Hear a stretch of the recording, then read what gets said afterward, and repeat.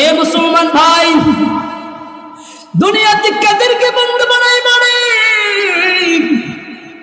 Thermometer আল্লাহ তাআলা কোরআনুল কারীমের ভিতরে সুন্দর করে দিয়েছেন, ভালো করে শুনে নেন। ইন্না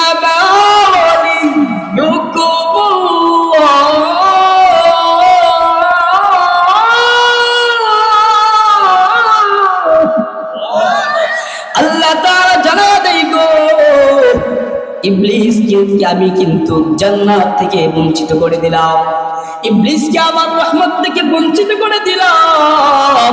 আমি আল্লাহর সাথে গাদ্দারি করার জন্য ইবলিস কিন্তু তোমাদেরকে বন্ধু বানাইতে চাবে, ইবলিস কিন্তু তোমাদেরকে গ্রাস করতে যাবে, ইবলিস কিন্তু তোমাদেরকে ইসলাম থেকে বাহির করতে চাইবে রে।